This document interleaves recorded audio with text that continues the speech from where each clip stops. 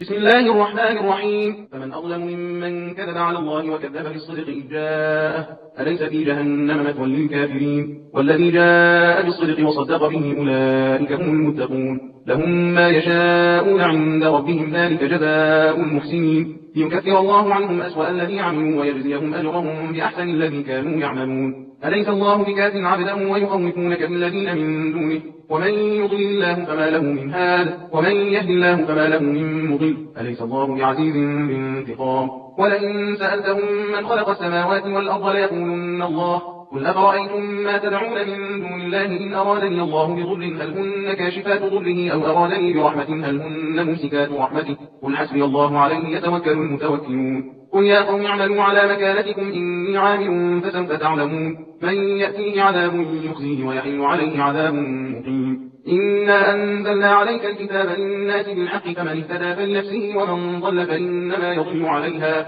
وما أنت عليهم بوكيل الله يتوفى الأنفس حين موتها والتي لم تمت في منامها فيمسك التي قضى عليها الموت ويرسل الأخرى إلى أجل مسمى إن في ذلك لآيات لقوم يتفكرون أم اتخذوا من دون الله شفعاء قل أولو كانوا لا يملكون شيئا ولا يعقلون قل لله شفاعة جميعا له ملك السماوات والأرض ثم إليه ترجعون وإذا ذكر الله وحده اشمأزت قلوب الذين لا يؤمنون بالآخرة وإذا ذكر الذين من دونه إذا هم يستبشرون قل اللهم فاطر السماوات والأرض عالم الغيب والشهادة أنت تحكم بين عبادك فيما كانوا فيه يختلفون ولو أن للذين ظلموا ما في الأرض جميعا ومثله معه لابتدوا به من سوء العذاب يوم القيامة وبدا لهم من الله ما لم يكونوا يحتسبون وبدا لهم سيئات ما كسبوا وحاق بهم ما كانوا به يستهزئون فإذا مس الإنسان ضر دعانا ثم إذا خولناه نعمة منا قال إنما أوتيته على علم بل هي فتنة ولكن أكثرهم لا يعلمون قد قالها الذين من قبلهم فما أغنى عنهم ما كانوا يكسبون فأصابهم سيئات ما كسبوا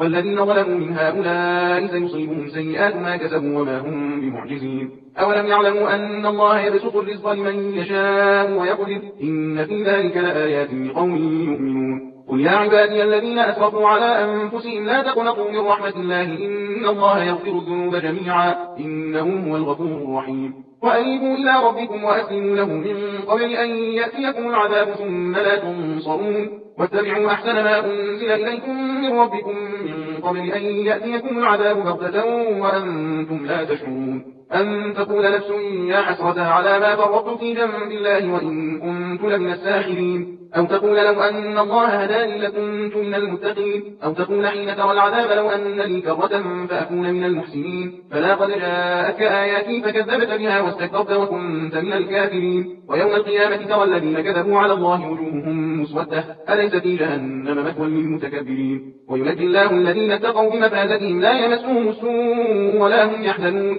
الله خالق كل شيء وهو على كل شيء وكيل له مقاليد السماوات والأرض والذين كفروا بآيات الله أولئك هم الخاسرون قل أفغير الله تأمروني أعبد أيها الجاهلون ولقد أوحي إليك وإلى الذين من قبلك لئن أشركت ليحبطن عملك ولتكونن من الخاسرين فلله فاعبد وكن من الشاكرين وما قدر الله حق قدره والأرض جميعا قبضته يوم القيامة والسماوات مطويات بيمينه سبحانه وتعالى عما يشركون ونفخ في الصور فصعق من في السماوات ومن في الأرض إلا من شاء الله ثم نفخ فيه أخرى فإذا هم قيام ينظرون وأشرقت الأرض بنور ربها ووضع الكتاب وجيء بالنبيين والشهداء وقضي بينهم بالحق وهم لا يظلمون ووفيت كل نفس ما عملت وهو أعلم بما يفعلون وسيق الذين كفروا إلى جهنم زمرا حتى إذا جاءوها فتحت أبوابها وقال لهم خزنتها ألم يأتكم رسل منكم يتلون عليكم آيات ربكم وينذرونكم لقاء يومكم هذا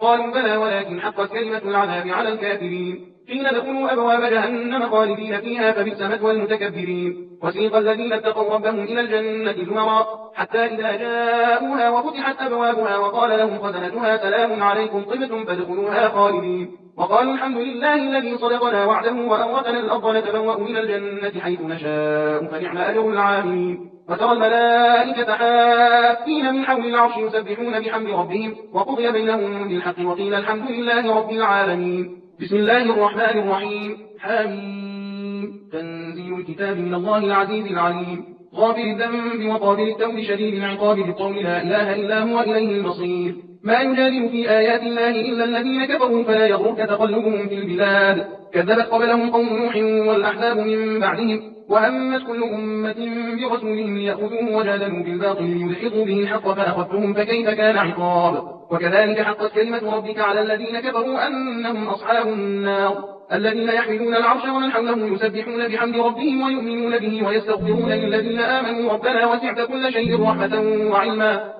وسعت كل شيء رحمة وعلما فاغفر للذين تابوا واتبعوا سبيلك وقهم عذاب الجحيم ربنا وأدخلهم جنات عدن التي وعدتهم ومن صلح من آبائهم وأزواجهم وذرياتهم إنك أنت العزيز الحكيم وقهم السيئات ومن تق السيئات يومئذ فقد رحمته وذلك هو الفوز العظيم إن الذين كفروا ينادون لمقت الله أكبر من مقتكم أنفسكم إذ تدعون إلى الإيمان فتكفرون قالوا ربنا أمتنا اثنتين وأحييتنا اثنتين فاعترفنا بذنوبنا فهل إلى خروج من سبيل ذلكم بأنه إذا دعي الله وحده كفرتم وإن يشرك به تؤمنوا فالحكم لله العلي الكبير هو الذي يريكم آياته وينزل لكم من السماء رزقا وما يتذكر إلا من ينيب فادعوا الله مخلصين له الدين ولو كره الكافرون رفيع الدرجات ذو العرش يلقي الروح من أمره على من يشاء من عباده لينذر يوم التلاق يوم هم بارزون لا يخفى على الله منهم شيء لمن الملك اليوم لله الواحد القهار اليوم تجزى كل نفس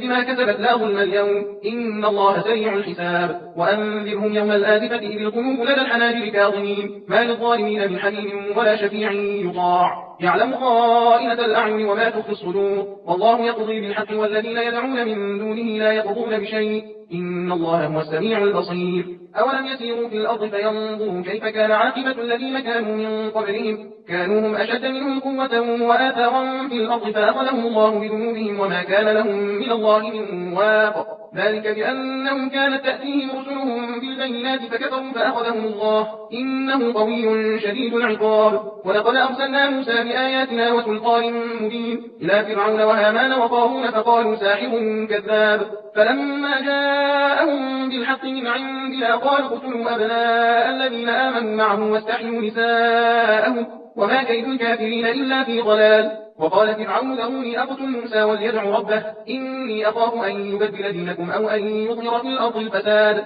وقال موسى إني عذت بربي وربكم من كل متكبر لا يؤمن بيوم الحساب وقال رجل مؤمن من آل فرعون يكتم إيمانه أتقتلون رجلا أن يقول ربي الله وقد جاءكم بالبينات من ربكم وإن يك كاذبا فعليه كذبه وإن يك صادقا يصبكم بعض الذي يعدكم إن الله لا يهدي من هو مسرف كذاب يا قوم لكم الملك اليوم ظاهرين في الأرض فمن ينصرنا من بأس الله إن جاءنا قال فرعون ما أريكم إلا ما أرى وما أهديكم إلا سبيل الرشاد وقال الذي آمن يا قوم إني أخاف عليكم مثل يوم الأحزاب مثل دأب قوم نوح وعاد وثمود والذين من بعدهم وما الله يريد ظلما للعباد ويا قوم إني أخاف عليكم يوم التناد يوم تولون مدبرين ما لكم من الله من عاصم ومن يضلل الله فما له من هاد ولقد جاءكم يوسف من قبل بالبينات فما زلتم في شك مما جاءكم به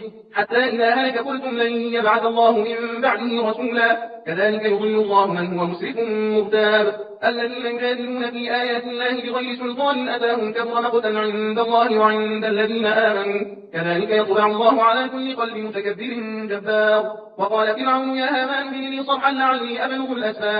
أسباب السماوات فأطلع إلى إله موسى وإني لأظنه كاذبا وكذلك زين لفرعون سوء عمله وصد عن السبيل وما كيد فرعون إلا في تباب وقال الذي آمن يا قوم اتبعون أهدكم سبيل الرشاد يا قوم إنما هذه الحياة الدنيا متاع وإن الآخرة هي دار القرار من عمل سيئة فلا يجزى إلا مثلها ومن عمل صالحا من ذكر أو أنثى وهو مؤمن فأولئك يدخلون الجنة يرزقون فيها بغير حساب ويا قوم ما لي أدعوكم إلى النجاة وتدعونني إلى النار تدعونني لأكفر بالله وأشرك به ما ليس لي به علم وأنا أدعوكم إلى العزيز الغفار لا جرم أن ما تدعونني إليه ليس له دعوة في الدنيا ولا في الآخرة وأن مردنا إلى الله وأن المسرفين هم أصحاب النار فستذكرون ما أقول لكم وأفوض أمري إلى الله إن الله بصير بالعباد فوقاه الله سيئات ما مكروا وحاق بآل فرعون سوء العذاب النار يعرضون عليها غدوا وعشيا ويوم تقوم الساعة أدخلوا آل فرعون أشد العذاب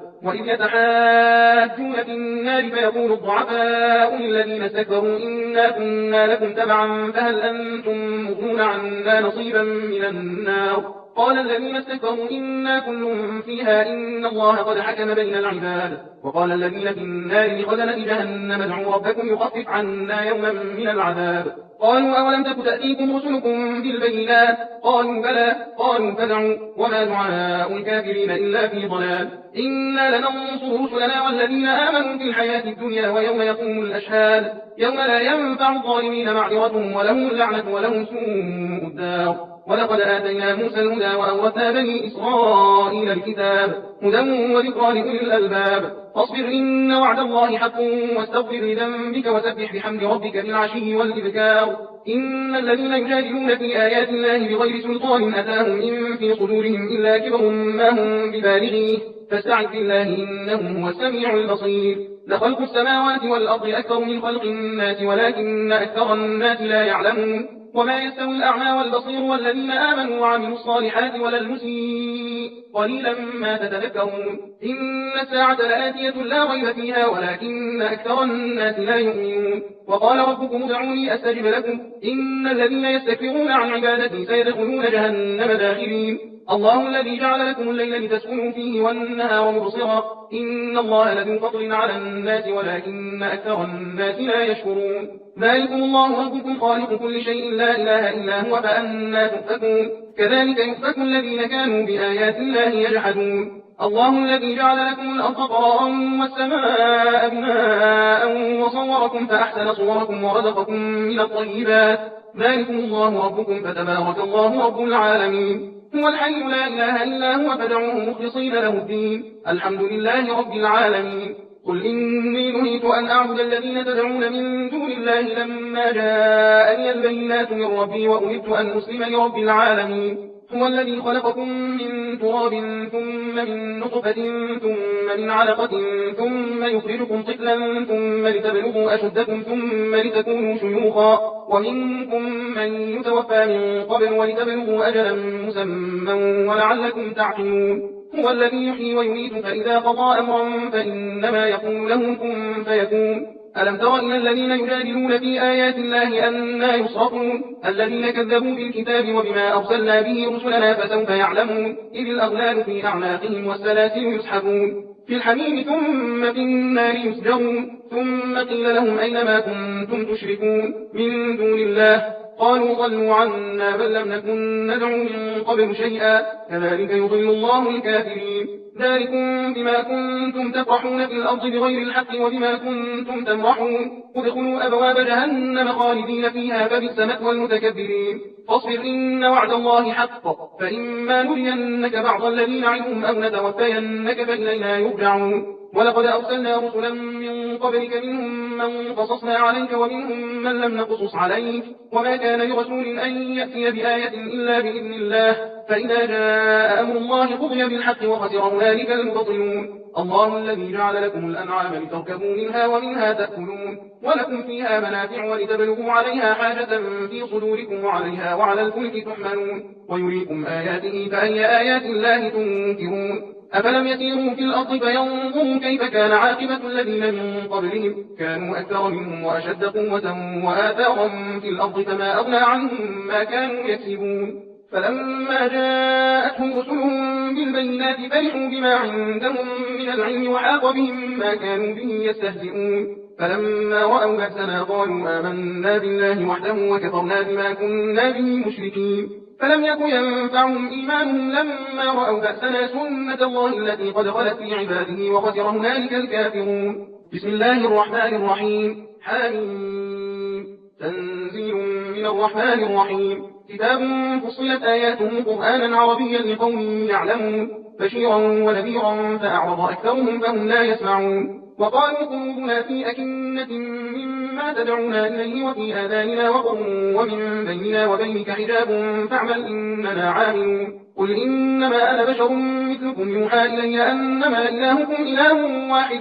فاستقيموا إليه واستغفروه وويل للمشركين الذين لا يؤتون الزكاة وهم بالآخرة هم كافرون إن الذين آمنوا وعملوا الصالحات لهم أجر غير ممنون قل أئنكم لتكفرون بالذي خلق الأرض في يومين وتجعلون له أندادا ذلك رب العالمين وجعل فيها رواسي من فوقها وبارك فيها وقدر فيها أقواتها في 4 أيام سواء للسائلين ثم استوى إلى السماء وهي دخان فقال لها وللأرض ائتيا طوعا أو كرها قالتا أتينا طائعين فقضاهن 7 سماوات في يومين وأوحى في كل سماء أمرها وزينا السماء الدنيا بمصابيح وحفظا ذلك تقدير العزيز العليم فإن أعرضوا فقل أنذرتكم صاعقة مثل صاعقة عاد وثمود إذ جاءتهم الرسل من بين أيديهم ومن خلفهم ألا تعبدوا إلا الله قالوا لو شاء ربنا لأنزل ملائكة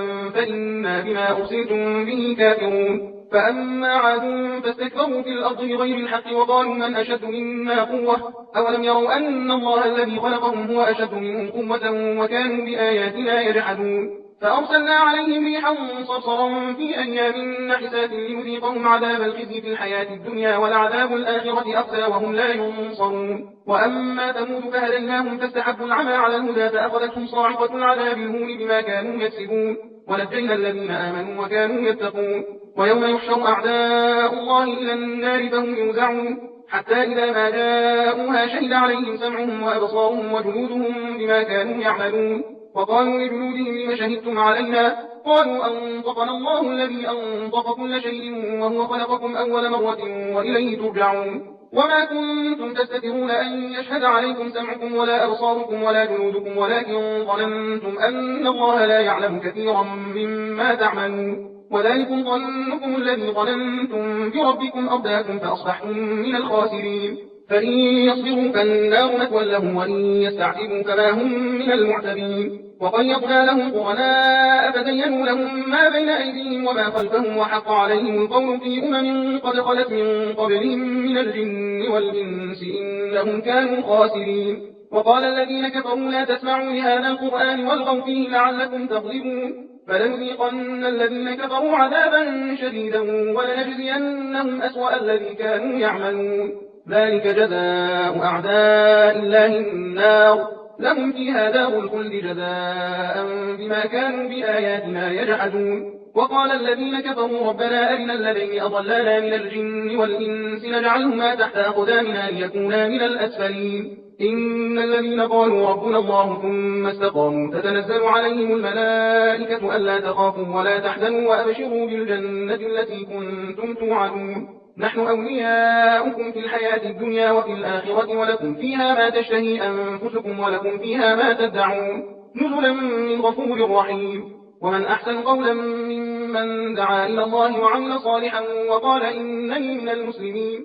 ولا تستوي الحسنة ولا السيئة ادفع بالتي هي أحسن فإذا الذي بينك وبينه عداوة كأنه ولي حميم وما يلقاها إلا الذين صبروا وما يلقاها إلا ذو حظ عظيم وإما ينزغنك من الشيطان نزغ فاستعذ بالله إنه هو السميع العليم ومن آياته الليل والنهار والشمس والقمر لا تسجدوا للشمس ولا للقمر واسجدوا لله الذي خلقهن إن كنتم إياه تعبدون فإن استكبروا فالذين عند ربك يسبحون له بالليل والنهار وهم لا يسأمون ومن آياته أنك ترى الأرض خاشعة فإذا أنزلنا عليها الماء اهتزت وربت إن الذي أحياها لمحيي الموتى إنه على كل شيء قدير إن الذين يلحدون في آياتنا لا يخفون علينا أفمن يلقى في النار خير أم من يأتي آمنا يوم القيامة اعملوا ما شئتم إنه بما تعملون بصير